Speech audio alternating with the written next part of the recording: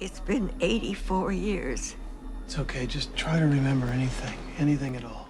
Welcome to Watch Mojo, and today we're counting down our picks for the scenes in period films that seem far-fetched, but are actually true to real life. Do they know they're not on the air? We'll tell them when they get back. Number 10, Dory Miller guns down enemy planes, Pearl Harbor. You win? Yes, ma'am. And what do you get for winning? Respect. Most of the main characters in this Michael Bay war drama are fictional, but Doris Miller was a real person and a real hero. When the attack on Pearl Harbor began, the mess attendant first helped to move wounded men, including the ship's captain, to safety. Find my angel! Kelly, assume command, and you make sure the gunners... Everyone's where they need to be, Captain. You trained us well. You trained us well. Then, he jumped on one of the massive anti-aircraft machine guns and fired until he ran out of ammo. Despite never having been trained on the weapon, Miller took down at least 2 enemy planes. After that, he went back to moving the injured and is credited with saving numerous lives. You ever lose a fight, Miller? You've been lucky so far, Captain. From what I hear, it ain't luck. Ship's proud of you, son. There's no question that he earned that Navy Cross, and in case you were wondering, the infirmary really did put donated blood in sterilized Coke bottles. Number 9. A Swiss doctor suggests letting Stephen Hawking die, the theory of everything. Il est maintenu en vie artificiellement. Je ne sais pas combien de temps il pourra tenir. J'ai besoin de savoir si mon équipe peut débrancher le respirateur. Imagine that you're a doctor, and one of the greatest scientific minds in the world has just been admitted to your hospital with pneumonia. Would you just let him die? That almost happened to Stephen Hawking on a trip to Switzerland in 1985. This way would be a painless end. If we try to bring him round from the anesthetic, it's not sure he will survive resuscitation. You have to bring him round from the anesthetic. By then, he was using a wheelchair and had difficulty speaking due to ALS. A Swiss doctor suggested to Hawking's wife, Jane, that taking him off the ventilator would be the most humane option. The theory and everything plays fast and loose with the facts at times, but it got this scene right, as well as Jane's response. Stephen must live. I will see he gets everything he needs. I will have him transferred back to Cambridge. He may not survive the journey. Yes, he will. After the incident, Hawking would go on to make many more scientific discoveries and finish his most popular book, A Brief History of Time. Number 8. Al Capone beats a man with a bat, The Untouchables. What draws my admiration? What is that which gives me joy? Dames. Music.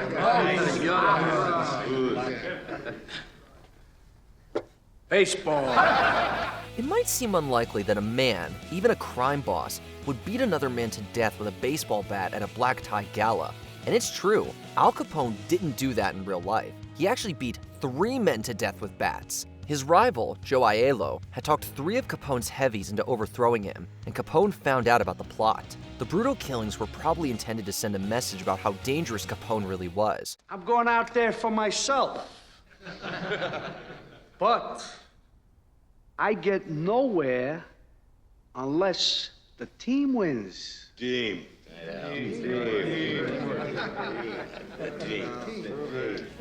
Although some historians have questioned whether the stories of the beatings are true, researchers have found reports from the time period that seem to corroborate them. Al Capone was one bad dude. Some people say, reformers here say, put that man in jail. What does he think he is doing? What I hope I'm doing, and here's where your English paper's got a point, is I'm responding to the will of the people. Number 7. Ron Stallworth is David Duke's bodyguard, Black Klansman.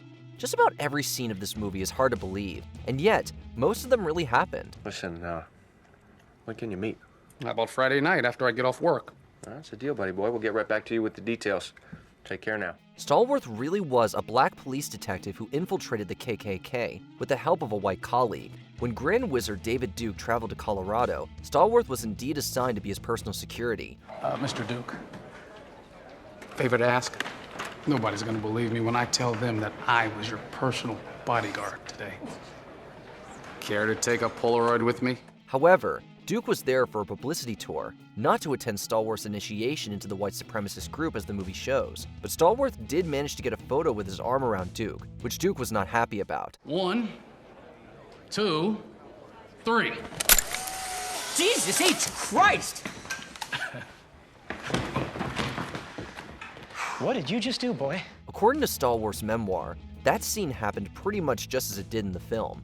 Number 6, Tommy whacks Spider. Goodfellas. Look, what do you want from me? What am I gonna do? Tommy's a bad kid, he's a bad seed. What am I supposed to do, shoot him? That wouldn't be a bad idea. This Martin Scorsese classic is loosely based on the book Wise Guy, a real-life account of the mob enforcer Henry Hill. Joe Pesci's character, Tommy DeVito, was inspired by Tommy DeSimone, who was just as dangerous in reality as he is in the movie. What do you mean funny? Funny how? How am I funny? Not just... You know how you tell a story. What? No, I don't know. You said it. How do I know? You said I'm funny. According to Hill, Tommy shot Spider the bartender like he does in the film, although he probably didn't make him dance first. Even crazier, that's not the only time Pesci commits a barbaric act of violence in a Scorsese movie that's based on real events. Good shot. What do you want from me? Good shot. You miss it this distance. Well, you got a problem with what I did, Anthony? In Casino, he plays Nicky Santoro, who's based on an actual wise guy, Anthony Spilotro, and he really did torture a man by putting his head in a vice.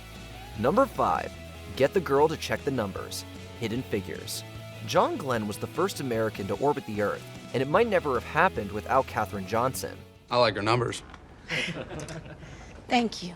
She was one of the most brilliant minds of her generation, and NASA relied on her to calculate extremely complex launch and landing trajectories. That scene where Glenn refuses to fly unless Johnson verifies the landing coordinates, it actually happened. At the time, the IBM computer was pretty new, and the engineers at NASA didn't totally trust it. But they did trust Johnson, and so did Glenn. Let's get the girl to check the numbers. The girl? Yes, sir. You mean Catherine? Yes, sir. The smart one.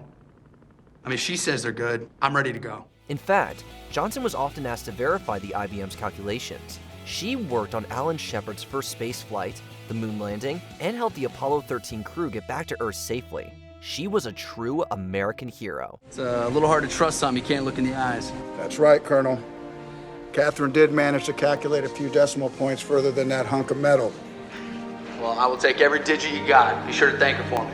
Number 4, an elderly couple goes down with the ship, Titanic. The true story behind this scene is heartbreaking. The couple seen embracing each other as their cabin floods are Isidore and Ida Strauss. They also appear in a deleted scene in which Ida refuses to leave Isidore. Please, Ida, get into the boat. No! We've been together for 40 years, and where you go, I go. Don't argue with me, Isidore. The real Isidore Strauss was the co-owner of Macy's department store and a U.S. congressman. When the Titanic sank, an officer was willing to let both Isidore and Ida onto a lifeboat, but Isidore didn't want to take a spot from the women and children. It's goodbye for a little while. Only for a little while. There'll be another boat for the daddies. This boat's for the mummies and the children. You hold mummy's hand and be a good little girl. Ida wouldn't leave her husband, and the two were last seen holding each other on the deck. Although the film is a mix of fact and fiction, the portrayal of the actual sinking is pretty accurate, including the ship breaking in half. God almighty. Number 3, Amon Göth shoots people from his balcony, Schindler's List. You want these people? These people. My people. I want my people. Who are you, Moses?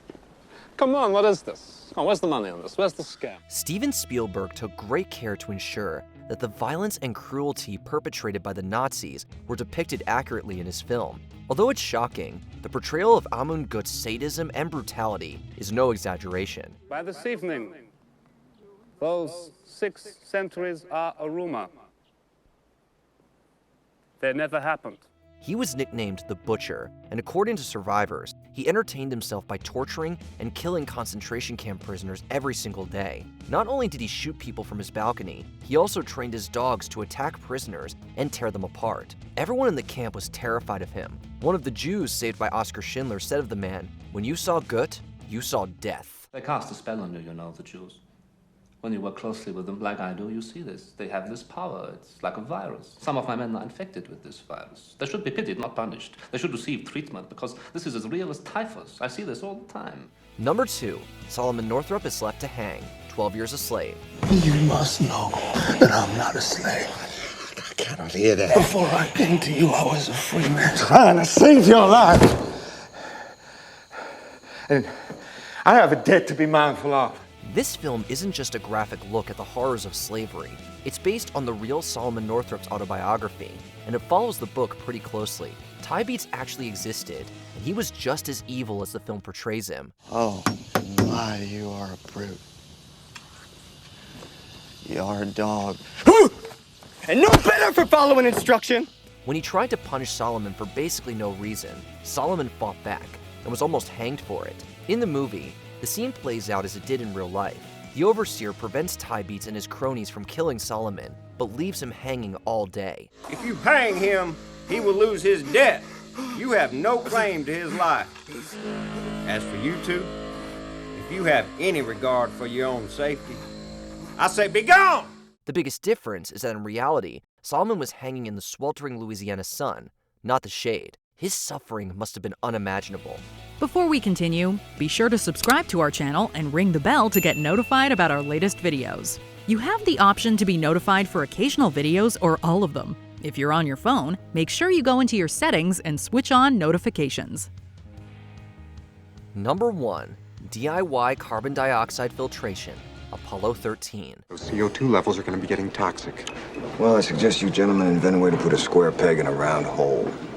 Rapidly. This Ron Howard film depicting the failed moon mission is just about as accurate as a historical movie can be. The oxygen tank explosion and its aftermath are depicted correctly, and much of the dialogue is taken directly from NASA's transcripts. What did you do? Nothing, I stirred the tanks. Whoa. Hey. This is Houston. Say again, please? Houston, we have a problem. After the tank blew up, the astronauts had to take refuge in the lunar module, which had enough oxygen for all of them.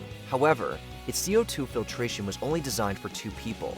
The astronauts and ground crew worked together to jerry-rig a device to adapt the command's module's filters for the lunar module. We gotta find a way to make this fit into the hole for this, using nothing but that.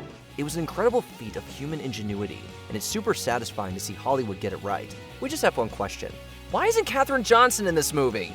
Which unbelievable scene blew your mind? Let us know in the comments. Everybody had their hands out. Everything was for the taking. And now it's all over.